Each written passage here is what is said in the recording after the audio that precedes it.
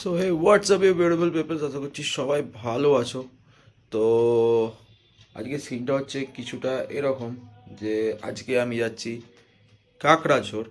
কাকড়াঝোড়ে করম hill view homestay. অনেক research করার পর দেখলাম একটা খুব সুন্দর হোমস্টে, ওটা পাহাড়ের কোলে।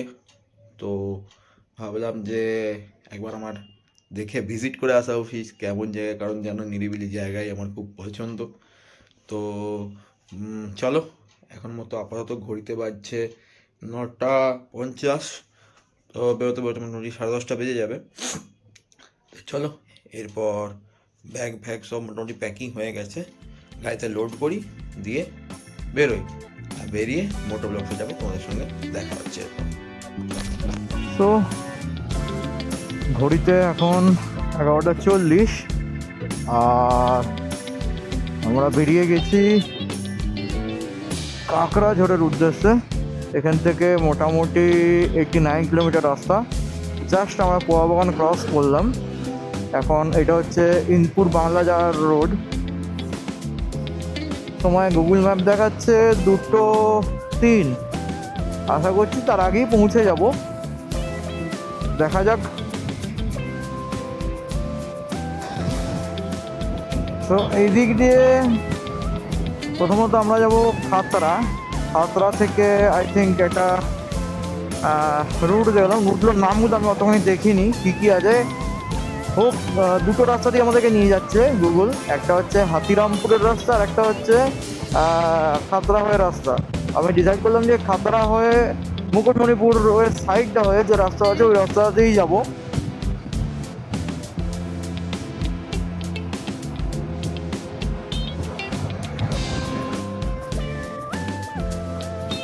এই রাস্তার সব থেকে বড় ইস্যু হচ্ছে এই একটাই, রাস্তা খুব ন্যারো। তো মানে যদি দুটো চার চাকা কোনোভাবে চলে আসে, মানে মানে পাস দেওয়া খুবই কঠিন বিষয় হয়ে যায়।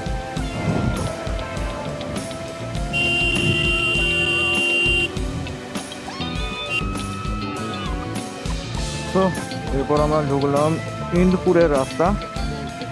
এদিক দিয়ে সোজা হচ্ছে, এটা হচ্ছে ইন্দপুর অ্যাকচুয়ালি, এবং এদিক দিয়ে এটা হচ্ছে সোজা গেলে হচ্ছে খাতড়া।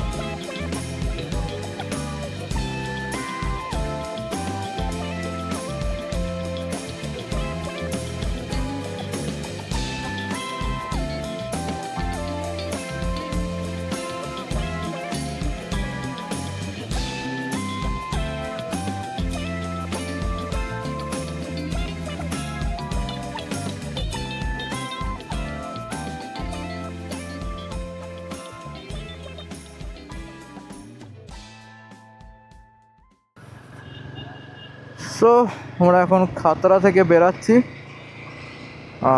রাস্তাটা এত বিচ্ছিরি ছিল যে বিরক্তি লাগছিল প্রচণ্ড। মানে 50 কিলোমিটার যে এলাম আমি, ওইটুকুতে মনে হলো আমার জীবনটা মানে আর কেন যাচ্ছি, বা ঘর চলে যায় দিক দিয়ে ঘুরে, এত বিরক্তি লাগছিল। তো যাই হোক, আপাতত এখান থেকে আর আমাদের ডেস্টিনেশন 55 কিলোমিটার।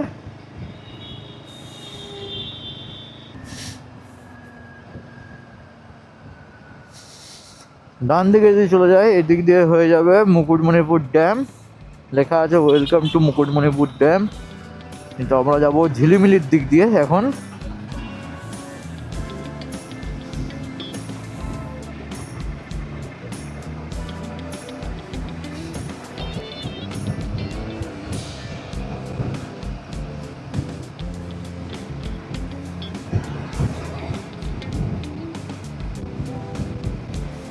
তো ঝিলিমিলি এখান থেকে আর মোটামুটি ওই 26 কিলোমিটারের মতো রাস্তা।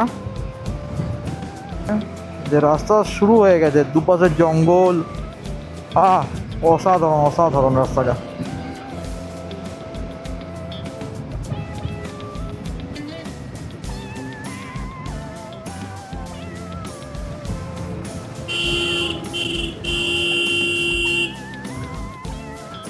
একটা গ্রাম্য ভাইবস আসতে শুরু করে দিয়েছে রাস্তাটার মধ্যে। কে আর মোটামুটি 15 কিলোমিটারের মতো রাস্তা, রাস্তা পুরো গ্রামের ভেতর দিয়ে। বাপরে রাস্তা এটা!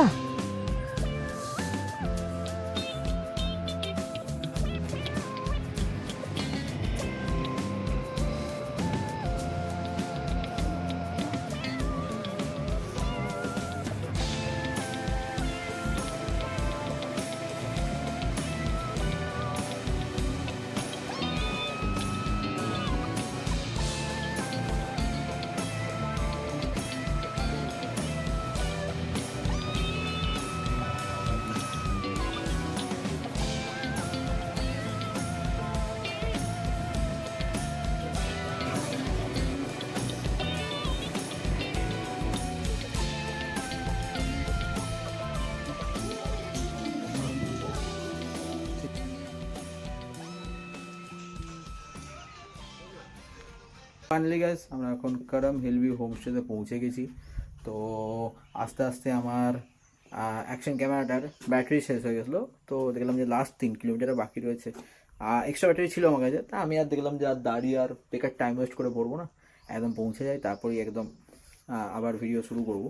তো যাই হোক, লাস্ট যে 3 কিলোমিটার যা ছিল রে ভাই, পাগল করে দিয়েছে রাস্তাটা। তো এসে লাঞ্চ করতে বসে গেছি। ভাত, শাক, বেগুন ভাজা, মাছের কালিয়া, ডাল, আর এদিকে কিছু একটা, হ্যাঁ, পাঁচমিশালি সবজি। সো ফাইনালি খাওয়া দাওয়া কমপ্লিট। তো এরপর আজকে রাত্রিবেলা প্ল্যান করলাম যে শালপাতা মোড়া চিকেন খাবো। লাস্ট শালপাতা মোড়া চিকেন আমি খেয়েছিলাম মেবি পুরুলিয়াতে। 2000 years later.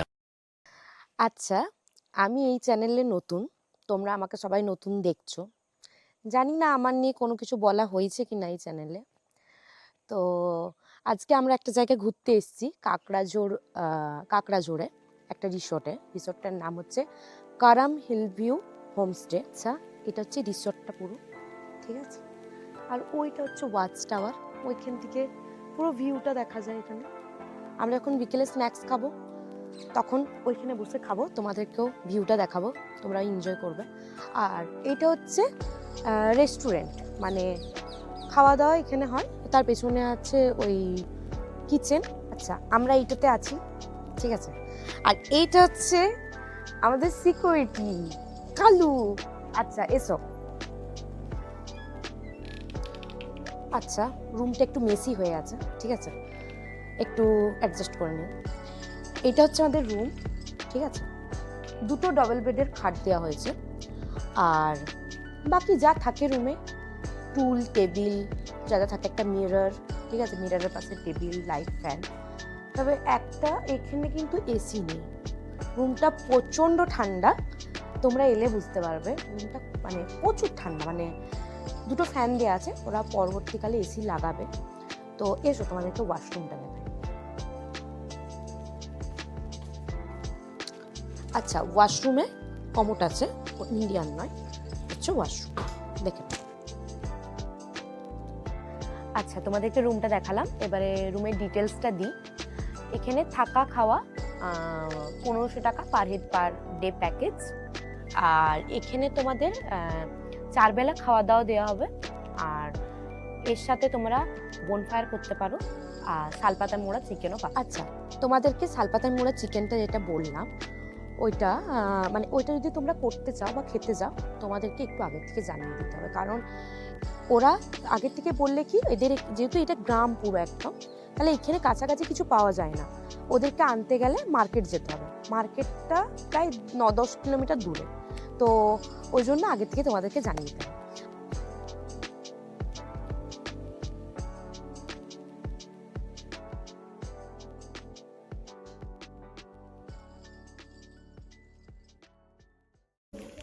সো অন্ধকার হয়ে গেছে, ওয়াচ টাওয়ারের ওপরে ছিলাম, ওয়াচ টাওয়ারের ওপরে চাটা যা ছিল সব খেলাম।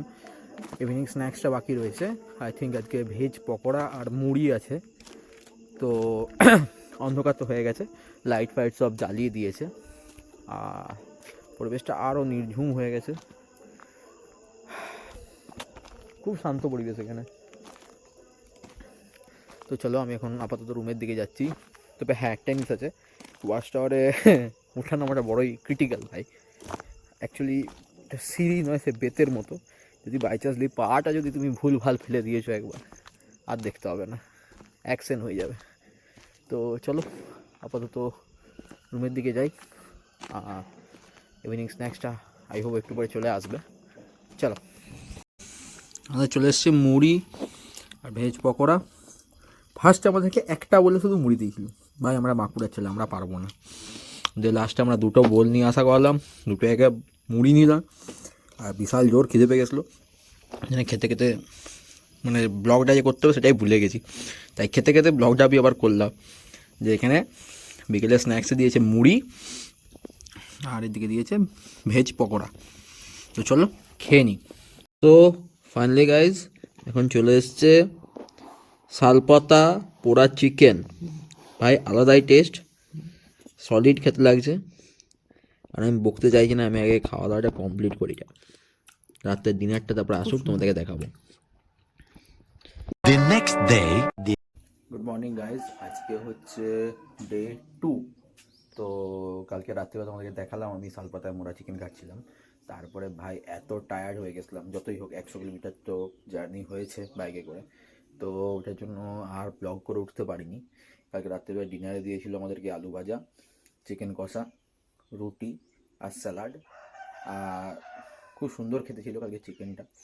তো যাই হোক, ডিনার করে কালকে সবাই রাত্রিবেলা আমরা ঘুমিয়ে গেছিলাম। তো এখন মতো আপাতত সকালবেলা আমাদেরকে বেডটি দিয়ে দিয়েছে, আমাদের বেডটি হয়ে গেছে। এরপর ব্রেকফাস্টের জন্য ডেকে নিয়েছে, ব্রেকফাস্ট খেতে যাব। তো আমি একটা জিনিস ভাবছিলাম, যেটা যে আগের বারে যে বরন্তি থেকে মানে বরন্তির যে ব্লগটা করেছিলাম, ওই ব্লগটা অনেকটা লম্বা হয়ে গেছিলো, কারণ রিটার্নের টাইমেও আমি মোটো ব্লগ করেছিলাম।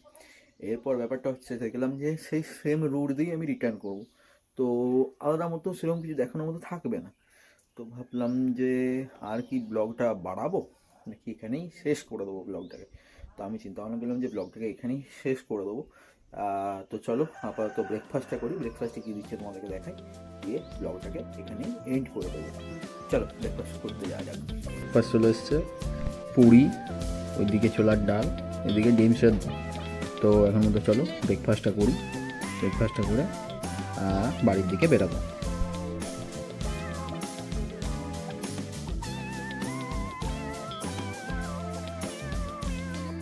সো ফাইনালি গাইজ আমাদের ব্রেকফাস্ট ডান হয়ে গেছে। এরপর আমরা এখান থেকে বেরাবো। আমি এটা আগেই বললাম যে একই রাস্তা দিয়ে বেরাবো, তো আর কি ব্লগ করবো, তো সেই সেম রাস্তায় আর ব্লগ করার কোনো মানে হয় না, বেকার ব্লগটা বাড়বে। তো চলো এখন মতো আপাতত আমরা বেরিয়ে যাই আর ব্লগটাকে এখানে এন্ড করি। আর ব্লগটা যদি ভালো লেগে থাকে তোমরা জানো কী করতে হবে, লাইক, শেয়ার, সাবস্ক্রাইব আর কমেন্ট। তো চলো দেখা হচ্ছে আবার নতুন কোনো এক ব্লগে। ততদিনের জন্য রাইট সেফ, রাইট হার্ট।